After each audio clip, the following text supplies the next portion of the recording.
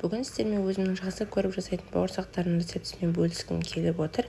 Ең алдымен жылы суымызға жылы сүтімізді, тұзымызды, қантымызды, ашытқымызды салып, үшеуін жақсылап араластырып аламыз.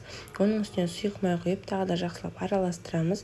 Кейіннен келесі ұнымызды салып, қолымыздың көмегімен қолға жабысқақ болып шығатын қамыр илеп аламыз. Иленген қамырымызды жарты сағат немесе 1 сағат көлемінде бетін жауып, жылы жерге қоясыздар. Тез көтерілетін болады қамырымыз. Осы видеодағыдай көтерілген қамырымызды осындай қамыр жайғыштың үстіне немесе ұн сеуіп дастарханға түсіріп алып, пышақтың көмегімен мен үлкендеу 2 зуалаға бөлдім. Дөңгелектеп аламыз.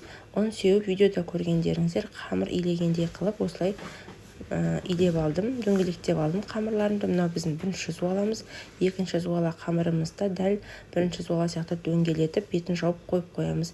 Кейіннен 5 минут демалғаннан кейін қамырларымызды орташа қалыңдықта жайып, осылай мен бауырсақ кескішпен кестім. Бұл болмаса сіздер пышақпен кессеңіздер де болады.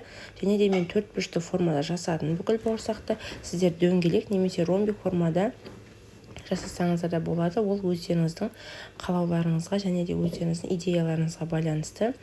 Бауырсақтарымызды осылай кесіп болғаннан кейін орамалдың бетіне барлығын жайғастырып, бетін екінші орамалмен жауып, міндетті түрде 5-10 минут қойып қойыңыздар. Сонда бауырсақтарымыз көтеріліп, күшті болып пісетін болады. Кейіннен қызып тұрған майға екі жағы қызарғанша пісіріп аламыз. Сонымен біздің бауырсақтарымыз дайын. Менің рецептіме осы бауырсақтарды жасап көріңіздер, сіздерге ұнайтынына сенімдімін. Егер видеом ұнаса, YouTube каналыма тіркеліп, достарыңызбен бөлісіп, комментарий қалдырып, лайк басуды ұмытпаңыздар. Сіздермен болған Айсұлу.